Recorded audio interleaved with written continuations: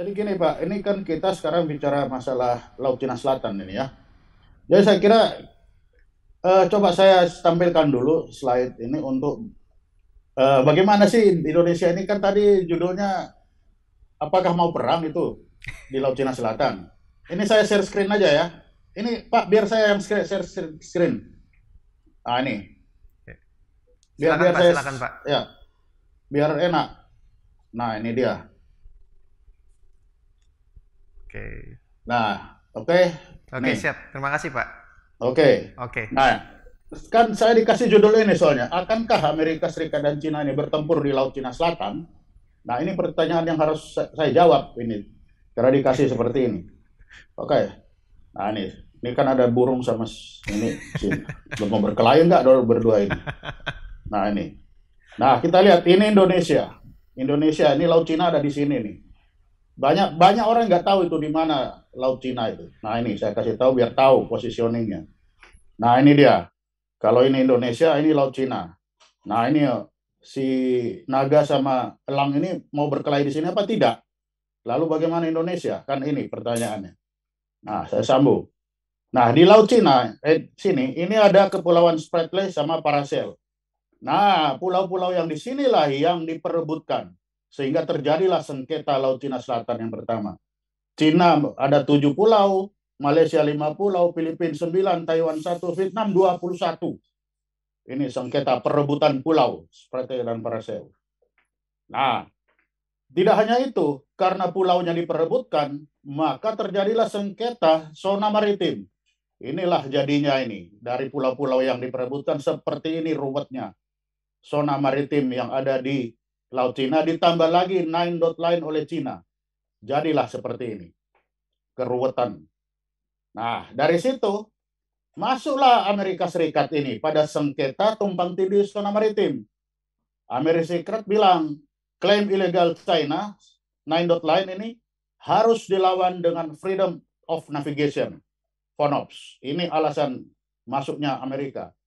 Si RRC bilang kehadiran AS di Laut Cina Selatan ini mengakibatkan instabilitas. Nah ini orang dua ini ya sudah mulai di sini kan. Lalu terus, nah sengketa kepemilikan pulau ini akhirnya dibawalah ke Arbitral Tribunal. 2013 Filipina membawa berdasarkan UNCLOS. 2016 arbitrase memutuskan bahwa 9 dot line ini bertentangan dengan UNCLOS. Dan yang kedua, tidak ada pulau di Laut Cina Selatan yang berhak atas 200 nautical mile. Apa akibatnya? Nih, akibat putusan arbitrase, ini klaim 9 dot line dan 200 mile yang ini dibatalkan. Nine dot line tidak ini bertentangan dengan UNCLOS, tidak ada pulau di Laut Cina Selatan yang berhak atas 200 mil, jadinya seperti ini. Jadi dari ruwetnya seperti ini, dia menjadi ini lebih teratur dengan adanya putusan arbitrase. Nah, akibat dari putusan arbitrase, ini putusan arbitrase ini tidak memutuskan siapa pemilik pulau. Dan putusan arbitrase ini juga tidak menentukan zona maritim dari setiap pulau. Jadi sebenarnya putusan arbitrase ini tidak menyelesaikan masalah di sana. Karena masalahnya itu adalah kepemilikan pulau. Akibatnya stabilitas regional lainnya tetap terganggu karena kepemilikan pulau terus-menerus. Indonesia diuntungkan oleh putusan arbitrase. Apanya yang diuntungkan? Ini, di sini ada coral reef, ada Quarteron Reef yang dengan CT Indonesia itu jaraknya sekitar 200 mil. Nah, ini bisa bersinggungan di sini. Kalau dia ini 200 mil, maka Indonesia berurusan dengan ini. Tapi karena tadi keputusan dari arbitrase setiap pulau itu tidak berhak atas 200 mil, ini tinggal 12, amanlah Indonesia. Ini. Nah, tapi stabilitas di LCS ini tetap ada dia di sana. Ini ASEAN. Lalu bagaimana? Nah, ASEAN lah berupaya menjaga stabilitas. Lewat apa? Di sini COC, Code of Conduct. Lalu ada Treaty of Amenity Corporation yang intinya bahwa TAT ini mengatur penyelesaian konflik di antara negara-negara ini negara di pihak secara damai. Jadi kalau ada masalah antara ASEAN ini secara damai. Lalu deklarasi SOFAN, Soft of Peace, Sound of Peace, Freedom and Neutrality. Jadi ini kawasan damai. Di sini lagi ASEAN Declaration of South China Sea yang ditandatangani 22 Juli 92 juga menekankan perlunya penyelesaian sengketa secara damai. Jadi sengketa secara damai. Lalu bagaimana di sini upaya RRC dan ASEAN untuk menjaga stabilitas? November 2002 ini. Declaration on Conduct of Parties in South China Sea. Di sini ASEAN dan RRC mereka menyepakati bahwa akan menghormati freedom of navigation di Laut Cina Selatan dan menyelesaikan setiap sengketa secara damai dan menahan diri dari tindakan yang dapat meningkatkan eskalasi konflik. Jadi di sini tetap bagaimana menyelesaikan sengketa itu secara damai. Nah, dari situ kita bisa lihat bagaimana sikap masing-masing pihak di Laut Cina Selatan ini. Bagi sikap RRC. RRC menganggap Amerika Serikat dan kawan-kawan ini tidak netral.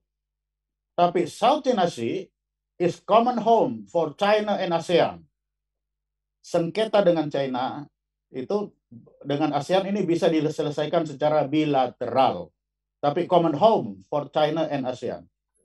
Sikap Amerika Serikat ini mendukung ASEAN untuk melawan klaim ilegal Cina. Prinsipnya dia, we sail, fly, operate wherever international law allows. Jadi di sini Amerika Serikat ini sifatnya menjadi polisi UNCLOS. Pokoknya UNCLOS izinkan, disitulah dia hadir. UNCLOS melarang, disitulah dia melarang. Dan sikap RI Indonesia ini dengan ASEAN, yang pertama, dia menerima dengan baik setiap dukungan untuk pelaksanaan UNCLOS. Yang kedua, menolak tegas setiap proyeksi kekuatan yang berdasarkan rivalitas. Nah, di sini kita bisa lihat kalau ada rivalitas antara Amerika dan Cina, sudah pasti ini akan menolak karena sudah terikat di sini. Setiap sengketa ini dinegosiasikan langsung oleh para pihak. Jadi kalau ada sengketa antara intern di dalam ASEAN itu bilateral. Tetapi dia tidak ada negosiasi untuk 9 dot line. Ini 9 dot line apabila dihadapkan kepada UNCLOS. Jadi kita sudah bisa lihat di sini sikapnya bahwa ASEAN Indonesia ini akan menolak apabila terjadi kekerasan di Laut Cina Selatan. Semua yang ada di Laut Cina Selatan diupayakan akan diselesaikan dengan cara damai. Ini. Lalu ada lagi sengketa Indonesia dengan RRC. Nah ini 9 dot line, tadi disampaikan Pak Hik. Nah ini adalah ada wilayah ZEE Indonesia, ada 9 dot line yang diklaim oleh RRC. Bertemulah ada wilayah yang merah ini. Nah di sini ini nelayan kita yang menangkap ikan di sini bisa ditangkap oleh China. Nelayan China yang di sini juga bisa ditangkap oleh kita. Kalau ada nelayan kita, ada nelayan Cina ditenggelamkan di sini, satu saat nelayan kita juga bisa ditenggelamkan di sini. Sehingga kita harus hati-hati ini, nelayan-nelayan kita di wilayah sini ini, wilayah sengketa. Penegakan hukum di sini, tadi Pak Hikmahanto sudah sampaikan, di sini TNI AL dia muncul sebagai penegak hukum penyidik dalam perikanan, dan di satu sisi adalah kapal pengawas perikanan dari Kementerian Kelautan dan Perikanan, inilah tugasnya di sini. Jadi ini untuk khusus sengketa dari Indonesia. Jadi kita harus hati-hati di sini, jangan sampai menenggelamkan Cina, nanti Cina membalas juga menenggelamkan kita. Dan di sini yang ada ini hanya TNI AL dan KKP, di lain tidak boleh. Karena ini wilayah bukan wilayah kedaulatan. Jadi dari situ kita bisa simpulkan bahwa kecil kemungkinan AS dan Cina ini akan bertempur di Laut Cina Selatan. Karena kalau dia masuk ke sana, sudah pasti dari ASEAN akan menolak, jangan di sini. Di sini bukan tempat bertempur. China pun juga sudah berjanji bahwa dia tidak akan membuat Laut Cina Selatan ini selalu menjadi medan pertempuran. Di situ selalu yang dihormati adalah freedom of navigation yang paling penting, dan setiap permasalahan yang ada di Laut Cina Selatan ini diselesaikan dengan damai. Jadi ini setiap sengketa di Laut Cina Selatan, Indonesia dan ASEAN akan mendorong selalu untuk diselesaikan dengan cara damai.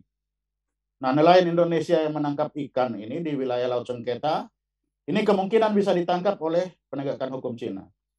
Khusus TNI AL, nah ini harus bisa menjamin bahwa di ZEE Indonesia itu ada freedom of navigation.